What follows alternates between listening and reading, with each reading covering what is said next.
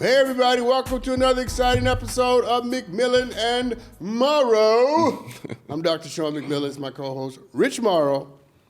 And thank you for tuning in. It's gonna be a great time together. We're gonna have a good time. We're gonna travel around the world. Hear some stories about people doing interesting things. Maybe learn a little bit, maybe laugh a little bit. Probably more than anything else, we're gonna be shocked at the ridiculous nature of human beings. Yep. And so Rich. We're gonna enjoy it, we're gonna laugh, we're not gonna cry, but yeah, we're gonna laugh and we're gonna drop some gems today. Who says we're not gonna cry? You never know on this show. You're right. I'm saying don't preclude the emotional palate. You're right. My bad. You know? I don't plan on crying today, y'all. So if I'm crying, it would be in complete contradiction to your fashion statement. It would. See, that's why we're not crying today. We got smiles all around. Okay, could we do the show? So, according to the New York Post, we're starting in Florida, though. New York Post. New York Post and Florida. This was funny. So a Florida woman leaves her $2.5 million mansion and inheritance to no other than her 7 cats. Okay. So she left it behind. She has 7 Persian cats. She passed away, and in her will, she specified that the cats must remain together at the Tampa residence that she owned because separating them would upset them. They also received an unspecified inheritance to cover their expenses for the rest of their lives.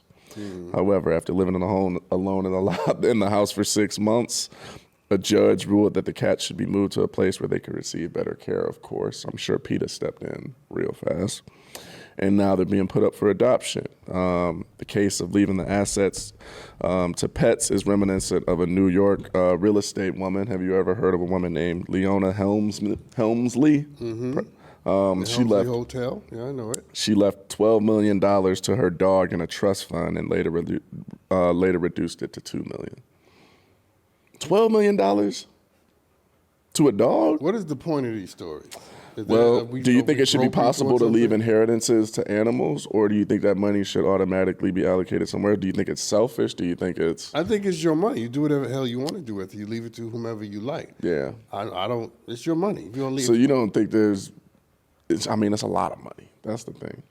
It's yours. You're right. You leave it to whoever... I leave my money to this damn cup if I choose to. Yeah, you're right. I don't think you should be telling people what to do with their money. Yeah, you're right. I agree. And it's not something I would do. You know, I mean, that says a lot about the people in their lives. Do you think it's selfish? That they would rather, well, let me finish the thought. I think it says a lot about the people who are surrounding them that they would rather leave their money to cats and dogs than people. So, you know, it says more about who they surround themselves with. You're right. And how do you actually leave money to animals, though? They ain't got no bank account. They ain't got no... They probably have to have... It's a trust. Someone manages the trust. And then the trust hires someone to take care of the animal. And then they make sure that the finances of that, all of that... I mean, it's not that complicated, actually. No, You're not actually leaving the dog the money. Yeah, I know. You're giving it to a trust, and the trust is singularly dedicated... to the animal. To the taking care of the animal. That's how that works. But how is that not better than someone who may not have millions of dollars, but let's say thousands of dollars or hundreds of thousands of dollars, and they die without any plan for their money at all? How is that not better than someone who drops dead with no life insurance? So what does end up happening when someone passes away and they have a lot of money and they don't have a plan for it? You're missing the point. No, but I'm asking though, because I don't know. You're missing who cares? I get your point, who right. cares? The point I'm making is... My question don't mean a damn thing. The point, no, we'll come back to it. The point I'm making is we can poo-poo these people that had a plan for their money. Because whether you give it to a dog, it's still a plan. Still a plan, you're right. We might want to give some advice today to folks who ain't got no damn plan. Right? Who've been working their whole lives, they got 3, 4 kids, and no will. Prince had no will. Aretha Franklin had no will. James Brown, no will. So now people are fighting in court over these assets. That's at the level of rich people. Let's bring it down to people who are making $100,000, $50,000 a year. who have made no provisions in the event of their demise. Yeah. Because here it is. You ready for it? We live as if death is uncertain and life is certain, when the reverse is true. Death is certain, life is uncertain. And if you're over 30 and you have loved ones, you ought to at least have a piece of paper somewhere that's accessible for somebody to know this is what I want to happen. And if you have children, you better have a plan. Yeah. So I could make jokes to the people that leave their money to the dog. Yeah. But I want to give some advice to folks who got kids and grandkids and ain't got no damn plan at all. Yeah. They didn't even have life insurance. Yeah. And that could change. Listen to this. How many black folks that we know, black and brown people, and white folks may do it too, I'm not in white culture, but how many black and brown people that we know who die and their family has to do a GoFundMe page? Plenty.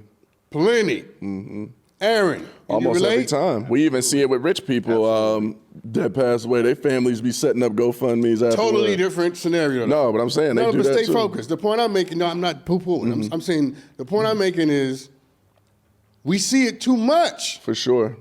Where black and brown families have death in the family and no way to pay for the funeral. Not because they don't have access to money, but there's no plan. There's no plan. It's not something that was taught to us. We need a plan, growing up. That was a part of our curriculum. We need a plan. Yeah. Okay, and listen, I'm not saying I got the most thought out plan. Okay, I'm preaching to myself. Yeah. When I say that. But it is definitely vital to have one if you really care about what's going to happen when you're gone to the people around you. There was a man that I heard recently. I want to say he got diagnosed with a cancer or something like that. And because he's a super fan of Cristiano Ronaldo, I think it was Ronaldo, he left him all of his money. It was like $210 million or something like that. He left his Ronaldo money? His whole fortune. Gave it to him instead of... Like Ronaldo really needed that. I mean, listen.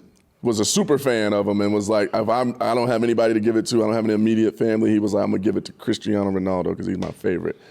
Again, your money... Do what you want to do with your money. I don't think people should be telling folks what to do with their money. I agree. Leave it to whoever you like. Out of my business. I'm just trying to have something to leave somebody. Yeah, no, that's what I was about to say. I feel like some people be worried that they don't have enough to leave anybody, but that's what life insurance policies are for. I'm a little lower than leave enough. I'm trying to have something. Something to leave. That was what I was thinking. I was like, well, I'm over 30, but I kicked over right now. Oh, so I'll be acting like I'm at home in the living room. When I start taking a sip of this cup, I just get real comfortable and I forget where I'm at. It's like I'm at the crib. And then I'll be talking to you. We didn't have these kind of conversations without cameras for so long. You should realize that these are actual cameras. We really hear. Right. These are television. Hey, y'all. Lord Jesus. I forgot. Y'all didn't even hear me cuss. See, look, they didn't even know it happened because it got bleeped out. Which is my whole point. Do it really have to be something I gotta focus on? They're gonna leave it out. That's what somebody got hired to do. You know what you sound like? What? Somebody at the BET Awards this year. That's what you sound like. Let's get back to the point. I'm not the guy that's just dropping stuff on the floor because I know there's a janitor though. Changing subject. So there's leave a lot, there's leave enough, and then there's having something to leave it all. I think people need to focus. Well, I need to get something to leave it all, people. Yeah, that's exactly what I'm saying. Nah, for sure though. But nobody should. I don't poo-poo what people decide to do with the ultimate. Oh, so my question. Yeah. What happens when somebody passes away, doesn't have a plan, and the government comes in and has to, take care of, their finance? What happens to their finances? It's interesting. In the state of New York, I only know this about New York. I think it's true for people, and I also think it's true for nonprofits. So let me hedge my bet and say this is what I think is the case, as I remember it. But when you die in New York, as I remember it, and you don't have a will or anything, the Attorney General of the state of New York comes in, the state comes in, and they will adjudicate your estate. To who? To your creditors. You got to pay off your bills. And then I think, Tyler, you correct me if I got this wrong, they take the rest. The rest. Oh, my God. As if they need more money. I think I'm right about that. I think I'm right about this. But let's say for the purposes of this conversation, I am right, hypothetically right. That should be enough motivation for people to say, To do something. I need a plan. Yeah. Okay? That's why I asked, because I'm like, maybe if people know what happens, they'll be like, all right, I can't let that happen. Yeah. But what more often happens is that people, when you don't have a will or anything, before the state can take over, The family starts fighting over it. Yeah, for sure. Right? I know that much. I mean, it's very few cases where someone dies and they have no relatives at all. It's very rare. Yeah. I think the state comes in if there's nobody. Yeah. Right? If there's absolutely nobody, then the state comes in and they pay off the creditors and then they say, well, thank you very much for dying. But if you have family members, It's the next of kin. it's a free-for-all. Is it the next of kin, though, that usually has the... But yeah, of course it's next Okay, of I'm kin, making but once you get out of the immediate, Yeah, then it's cousins. It's up in and the air. It's up in the air. It's now everybody has a right to whatever. I'm just saying, just decide what you want to be done. You spent a whole life accruing, acquiring, and building, and you should have say-so in what happens. And decide what you want to be done. Make it clear. You know, this really makes me think about a lot. You ever think about planning your funeral? No, this is why I'm about to bring this up. I think that having that conversation, not just with yourself, but with people you care about and coming up with that plan is such a big step in one, maturity, but also acceptance of the inevitable. Like you said, we live as if life is is certain and death is uncertain. It's literally the opposite way around, like you said. And to actually embrace that, just hearing us talk about it, I can see in myself and feel in myself the nerves around just sitting there and thinking about your death, your own death. That's not something I think people are most comfortable with doing often, and that may be why people be, so standoffish about even those kind of subjects. Who knows? Could be completely wrong, but for my feelings that just came up personally, I'm thinking to myself like, wow, that's not a subject I like thinking about often at all. Let me say this. Thank you for that. Socrates said that philosophy is the art of learning how to die. That the true philosopher is the one who is constantly thinking about their own death, constantly trying to make sure that between today and death, certain things have been done, certain things have been thought about. Yeah.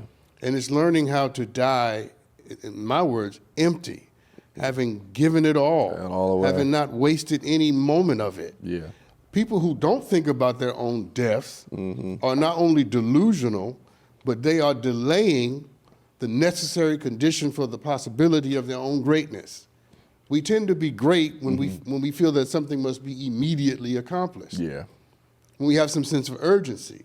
And death is the thing that'll do it. Nothing to make you more urgent Than almost dying. Right. Than thinking I'm gonna be dead. Yeah. You know what I'm saying? For sure.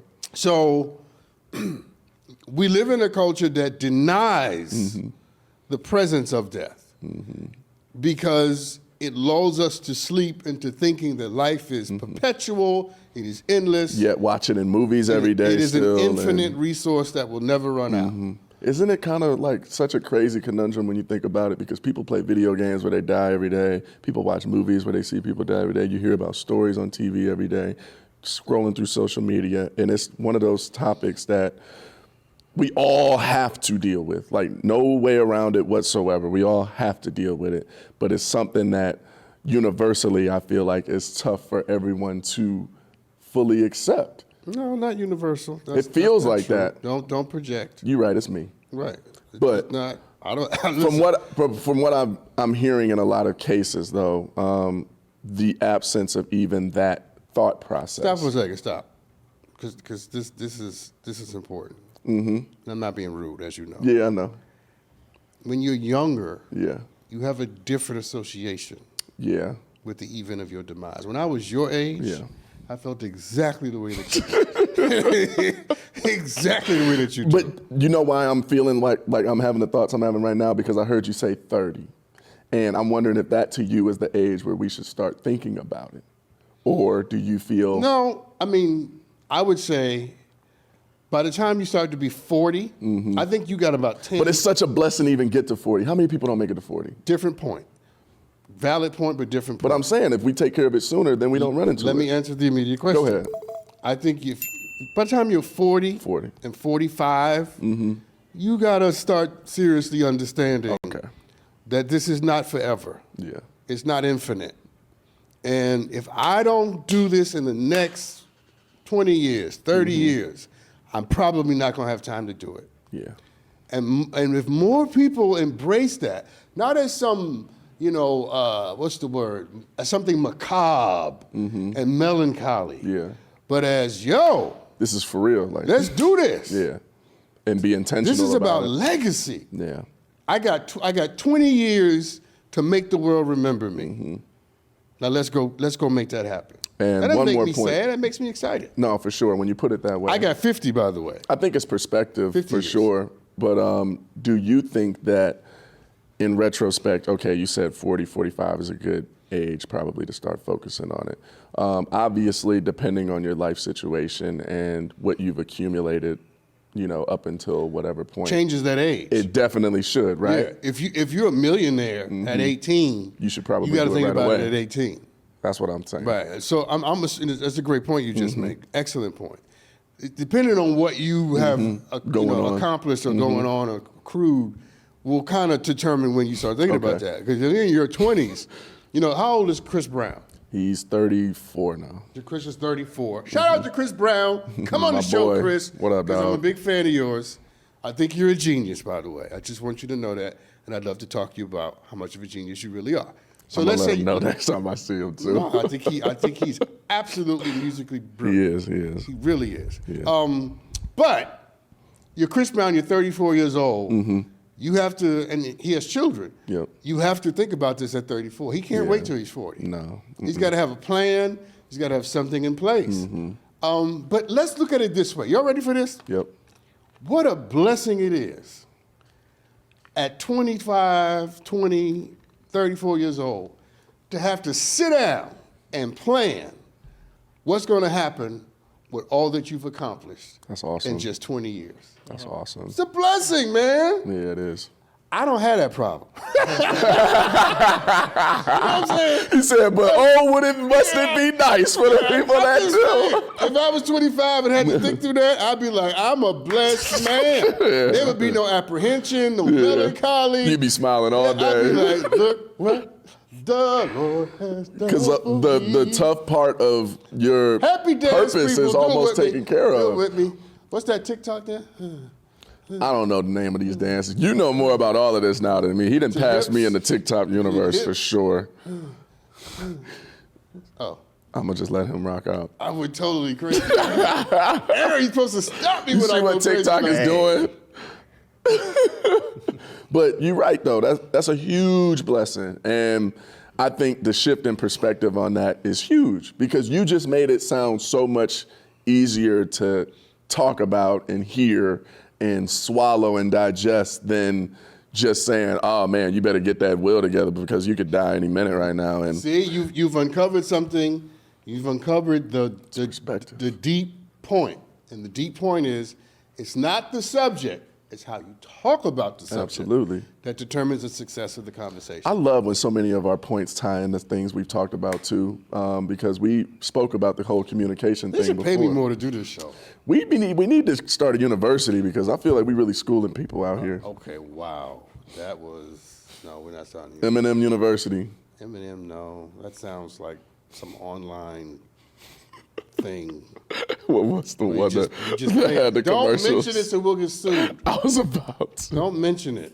See how I had to stop on people? It was coming. He was about There was to a get certain us. someone that was doing them commercials that had me cracking Okay, up. let's move on. Yeah, let's go to break. Man, our viewers got some questions for you, Doc. Me? Moi? Just for you. They don't want to ask me nothing. They know I'm going to Now, just be laugh. careful with these questions. Don't ask me nothing that's going No, these are actually great questions. I'm actually really impressed. to... Okay, go ahead. You ready? Yeah. These are questions I haven't even asked you. Okay. Question number 1. What's the best advice you've ever gotten? The best advice... And who was it from? The best advice I've ever received was from Gardner Taylor, who was my mentor. Google Dr. Gardner Taylor, those of you who don't know him. And he said to me, learn how to listen to the music of language, and it will keep a roof over your head. Wow. And he's right. He was right. Exhibit A. He was right. Yeah. Wow. Gardner Taylor, people. Yeah, but a lot of the practical advice I've either forgotten Yeah. or didn't have. That's the one that stuck with you the most, though. Yeah, but that piece of advice, because what he was giving me was, this is how, what he was saying, when you don't look like you, and you're not 6'4", and you're not athletic, Yeah. you better be smart, Yeah. right? And he was saying, learn the music of language. He was telling me what I was good at, and saying, that's how you're going to do it. Yeah. And I believed him. I thought, he might be right. I ain't 6'4". You're not 6'4". I thought I was going to the NBA, but that ain't gonna happen. We all did at one point. You know what I'm saying? So I might want to pick up a book. Yeah, and rightfully so you did, and look where it's gotten you. You've been able to, be in connection with some of the most brilliant minds in the world, people. It's awesome. You ready for the next one? Yeah, I think. We'll see. So I reserve the right not to answer. No, you got to answer. Any question? No, you got to answer. You gotta No, answer. I'm just telling you. I reserve the right. They expected you to probably say that too. So if they've been watching the show, they know already. Go ahead. Don't worry.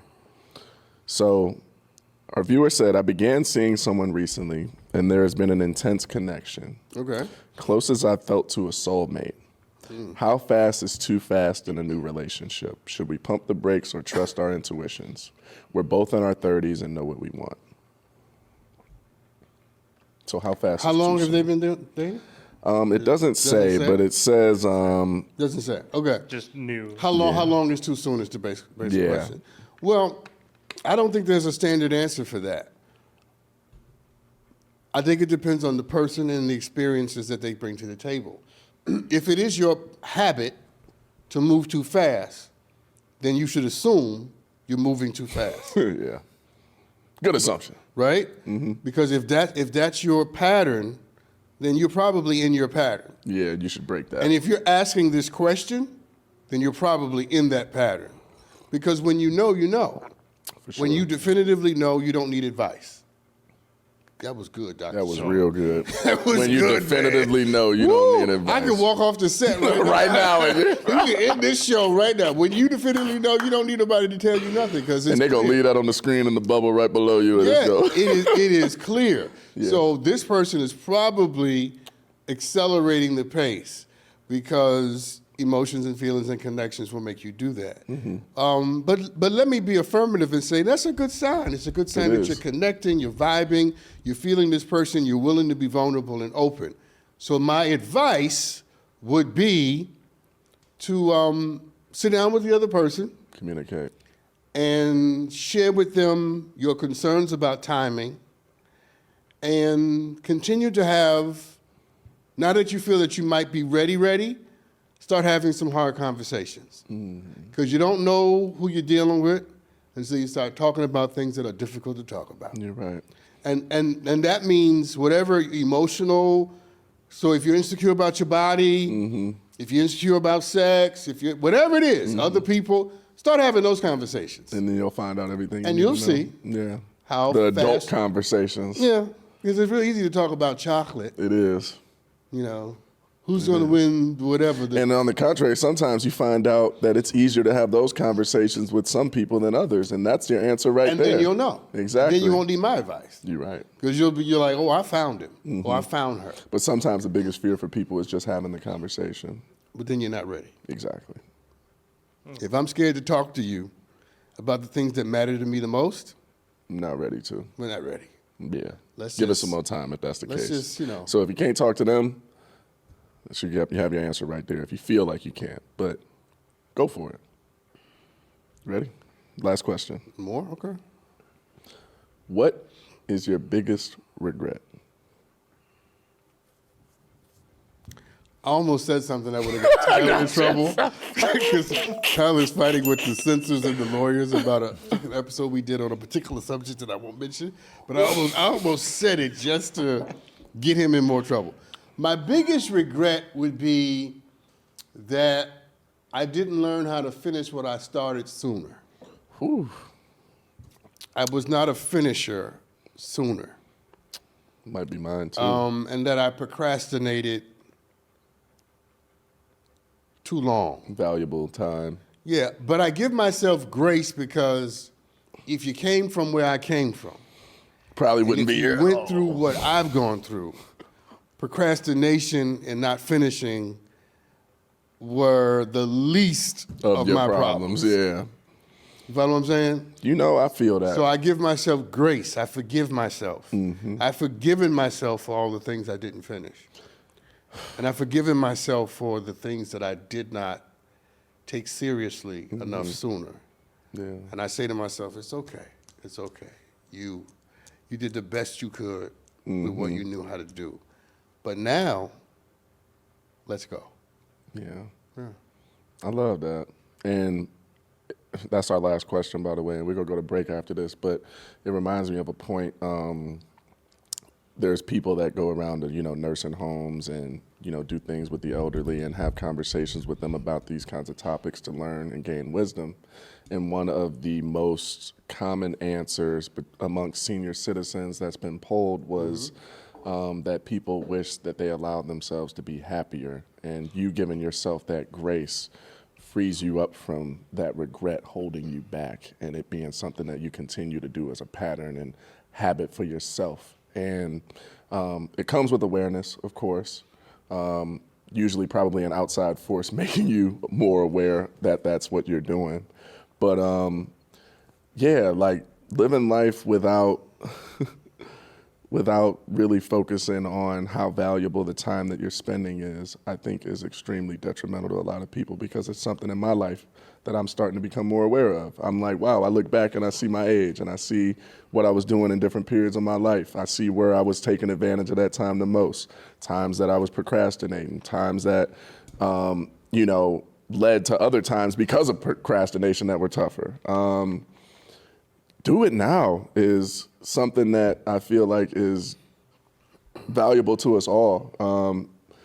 We spend so much time thinking about what we want to do, and if we put that same amount of time into doing and figuring it out as we go, I think a lot more of us would be better off. Myself, specifically, I'm speaking on. But I think that's great advice for anybody, man. Living a life of regret, when you see people in a nursing home, they got way more things to regret than all of us, and to hear people wish that they could go back knowing that they can't, that's something that I think I'm most fearful of. Well, here's an additional observation from the point you're making. By the time you get into a nursing home, all the things you didn't do start to pale in comparison to the battles you're about to fight. Yeah. With health, The death. certainty that we spoke Yeah, I on. mean, so listen, by the time I get into a nursing home, and I know my kids, they could probably go put me in a nursing home. I know them. Let me know if I need to I'm let them know, like he told me. I'm about to give you power. I know them. At different stages of life, different battles feel differently. Absolutely. And so when you get to Gardner Taylor, I mentioned Gardner Taylor, right? So Dr. Taylor died when he was 97 years old. Wow. When he was in his 80s, and I would talk to him, he longed for death. Because especially by the time he got to his 90s, all his friends were dead, loved ones were dead. He had a daughter still alive, but he had a different relation. I couldn't understand what the hell he was talking about. Because you ain't there yet. You're like, oh, no. You high? I'm rather be here. You want to die? I'm trying to, because I'm in my 20s and 30s, and I have a different association with the subject. Yeah. Different stages of life will give you a different reaction at different stages of life. Yeah. And let that be okay. So today, time and procrastination is the thing that you regret. Yeah. Man, you get to be 90 years old. It's gonna be something I ain't else. think about no time and procrastination. What did the old folks say? Happiness. Yeah. I wish I had let myself be happy while I was procrastinating. Exactly. Happy while I was wasting time. At least I was happy. At least I was happy. Some folks say I wish I would have loved more.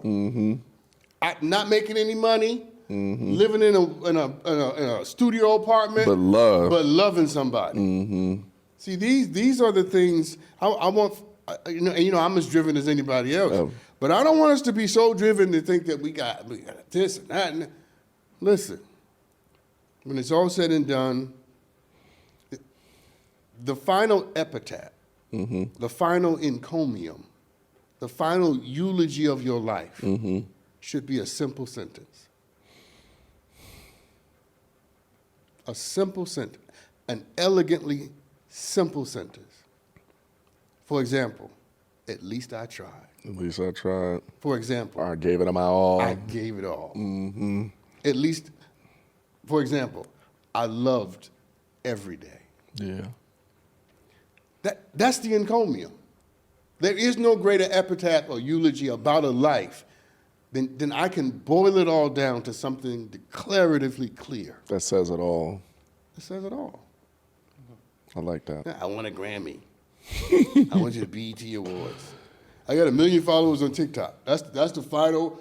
That's what you want us to say about your life? No. 1 million numbnuts followed you? No. That's what the old folks teach us. Yeah. The elders. That's what they teach us. Yeah. And so we have learned. And that's the most valuable right there. We're going to go to another break, and when we come back, we're going to talk about a couple stories, and then we're going to hop into our video segment. How about that? 21st century. 21st century. It's a We'll be beautiful right thing. back, y'all. Aaron, stretch your back. Hunched over there, man. Hey, that's what I just did. There you go. See, Aaron? I try to get Aaron to talk into the mic. Yeah. Let's take a break. That's why I'm over here like There this. you right go. now, you know? Aaron, take us to break. Let's go to break, people.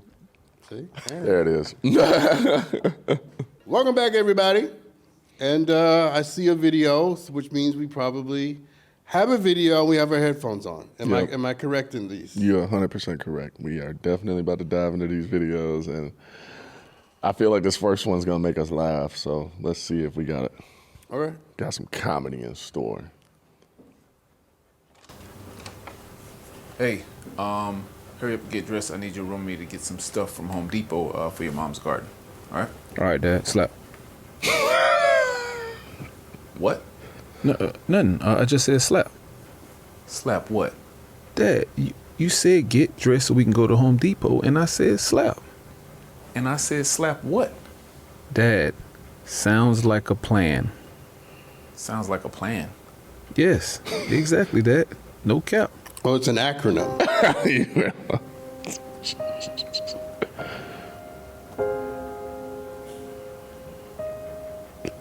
I don't know where I went wrong, your mom went wrong, or the school system. But I don't know what the hell you're talking about or what you just said. Since I don't understand it, I'm gonna take it as this. Get in there and get dressed so we can go to Home Depot and get this stuff for your mom's garden. Okay. Shut up. Shut up. Don't say a word. Please.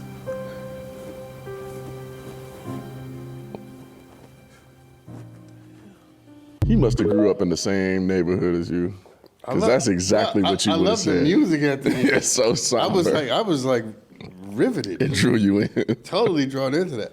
But again, this is what happens when you start speaking in slogans, cliches, and acronyms. You don't. What is the point of communication if the other person doesn't understand what you're saying? It becomes, There is no point. It's narcissistic and selfish. Yeah. It's self-aggrandizing if I don't understand what you're saying. Yeah. Now, of course, we have to be willing to learn new languages. True. With each new generation becomes a new reformation, a revolution of the language. Mm-hmm. Totally appropriate, happens all the time. My generation did it, yours Mm-hmm. is doing it. The one after you, they're gonna do it too. They're doing too much. So, okay, well,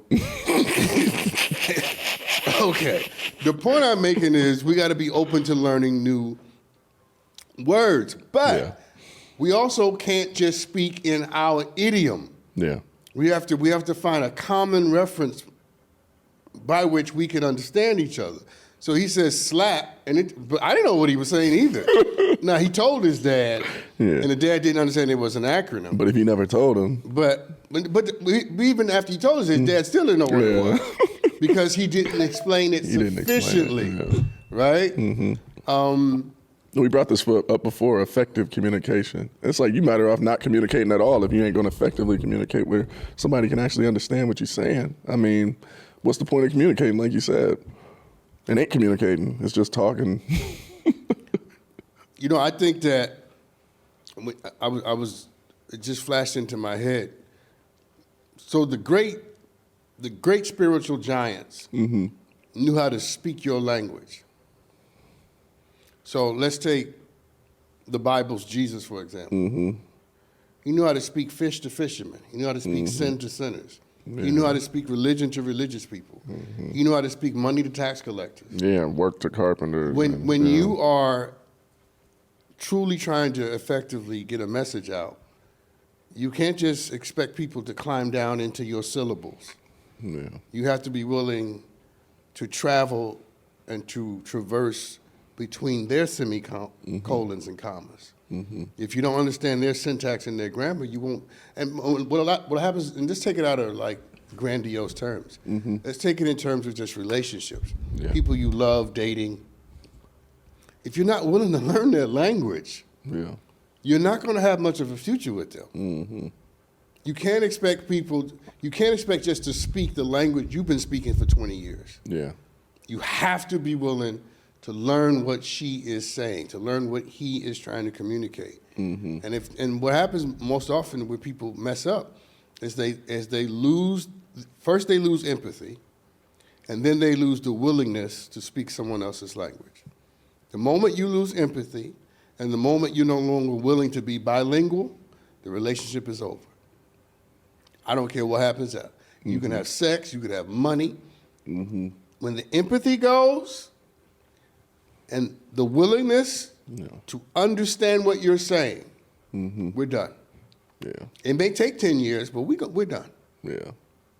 Are you going to wake up? Who, me? Yeah. I'm up. You don't seem up. We got some nuggets out of that. That's all I said. I need a little more. We got some nuggets out of that one. Very good. Play the video. Watch me sing happy birthday to Busta Rhymes. Oh, I think I've seen this one. Oh my gosh, Mia, yes, it's on. Yes. Hey, you gonna get surprised.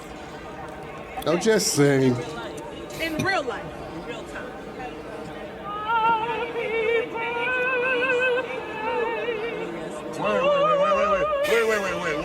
Wait. Yes. Wait. I definitely wasn't expecting that. Wait, Mama. Start over. Give me a hand.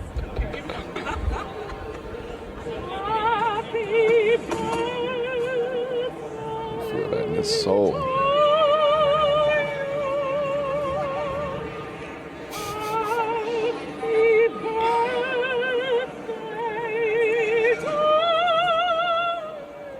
The woman in the background look like she hating.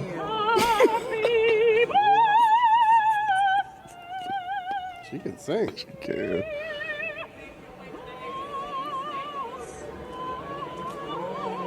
God. He almost had that. Don't say it. He's having.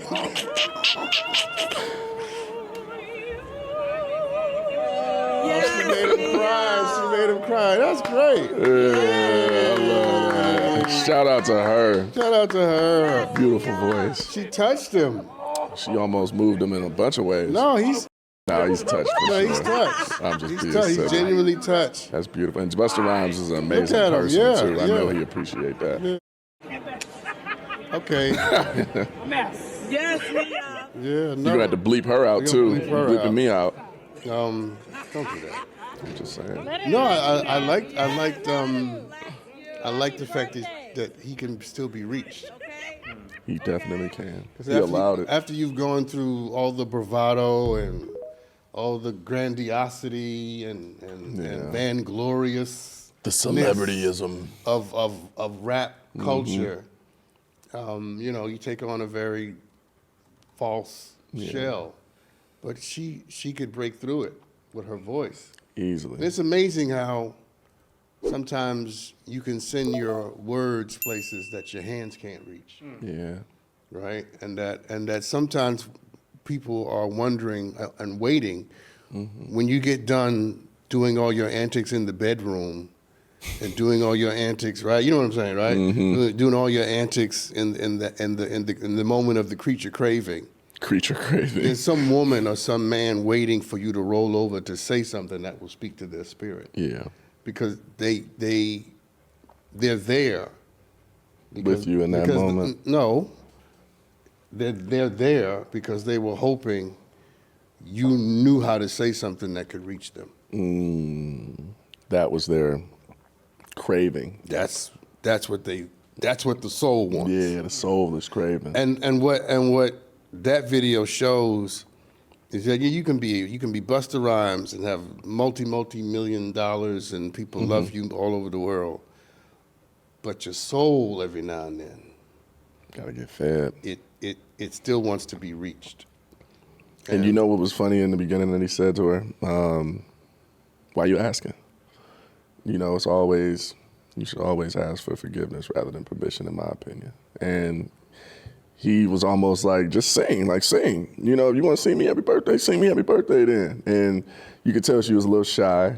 And I like the fact that she delivered. She wanted to give that gift to him. And that was love. That was all love. Yeah, she did. She did. She knew how it could affect him. I don't know if she knew it would on the level that it did. But, man, it was beautiful to watch, wasn't it? Yeah. What would you do if someone sang happy birthday to you like that? Same scenario. Well, my birthday just passed and you didn't sing anything. Because you don't tell nobody when it's your birthday. You act like it's a secret or something. Oh, you know, let me tell you what happened, by the way. So my birthday is June 18th. That's my birthday. Cash App. Insert that one down there. Right. Put my Cash App at the bottom. So he texts me a day after or the day after and says, "Oh, you didn't tell me it was your birthday." What am I supposed to do? Send out a group text? Today's my birthday.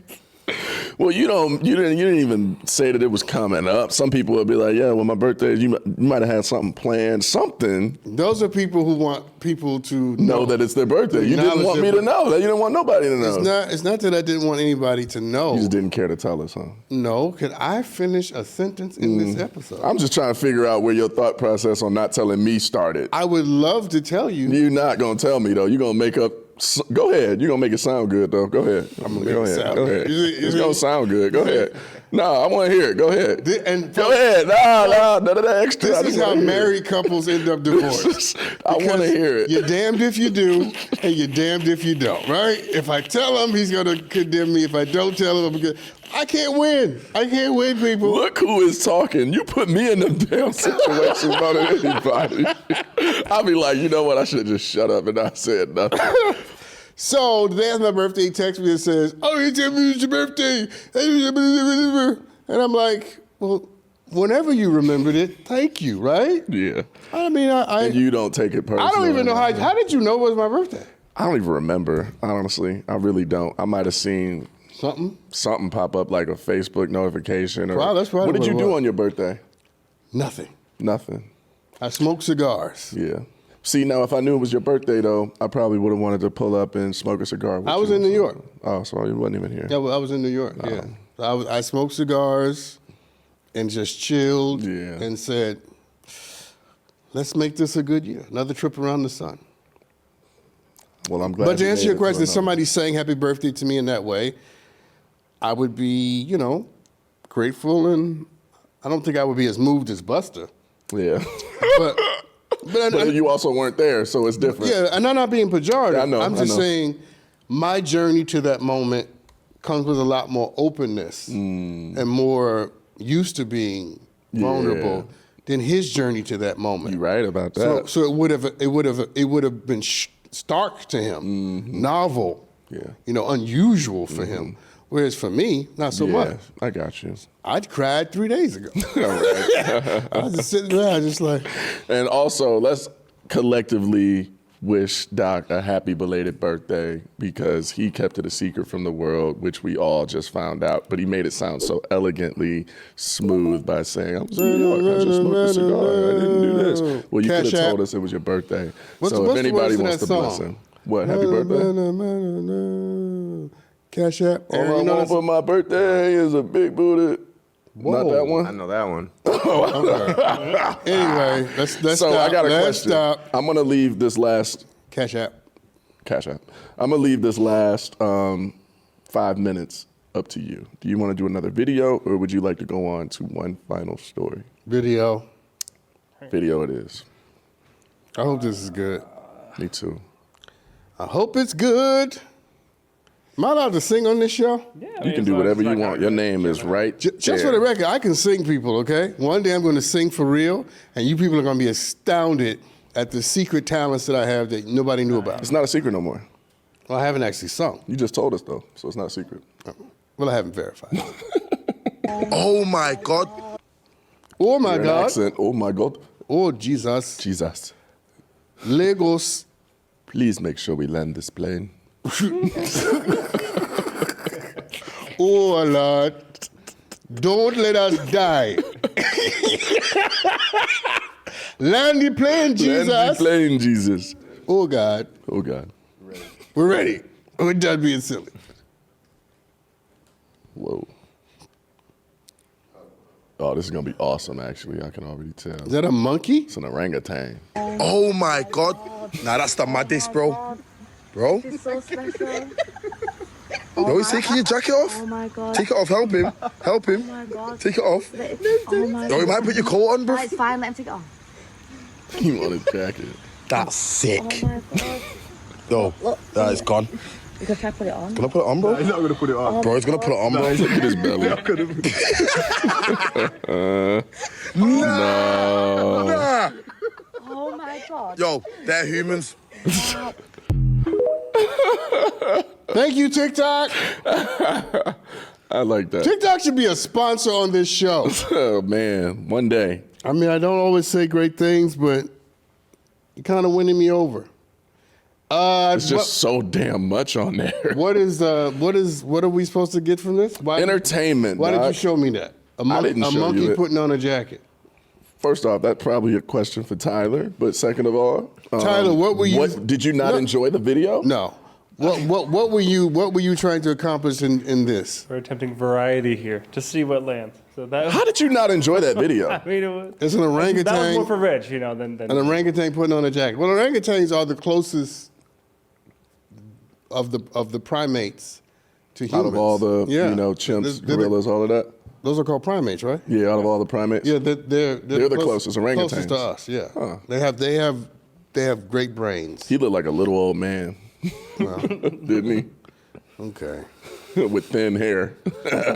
I will never sell my soul. Cash App. That's the song I'm singing. What is that from TikTok too? No, I think isn't that Roddy Ricch? Oh, you're talking about the box. Is that right? Did I get it right? I mean, I'm on it now. I got you. See? he doesn't say that. He doesn't say I will never sell my soul. I can't say what he actually said. That's not what he says? No, he Don't say it. I'll say it when we get off of air. But if y'all Cash know the App. song, y'all know what he's trying to say. And that just made this show absolutely hilarious because y'all know. If you know, you know. What does he say? I can't say it because Can- you're can going to you definitely get me fired. It's just going to be McMillan if I say that one. Can you infer without saying it? Nope, I like my job. Can you put the lyrics up on the thing? Nope, he can't do that neither. It's going to be all asterisks. She asterisk, soul. Oh, it's sexual. Very. I want to know what he says now. I'll tell you when we get off of the air. Y'all can go Google it too, because we ain't putting it on here. I like my had job. the wrong lyrics. I thought he was saying something else. You made a very, very PG version of it, and it worked for this, so I'm glad you did. Are we done with the episode? We are done with the episode. Shout out to Roddy Ricch, by the way, who Shout I out to also Roddy. think is a musical genius. Keep going, do your thing, and stay in the music, okay? Don't let the the accoutrement of the culture distract you. You were born to do this, son. Now go on and do it. Amen. All right. See you next time. McMillan and Morrow. This was a good one, y'all.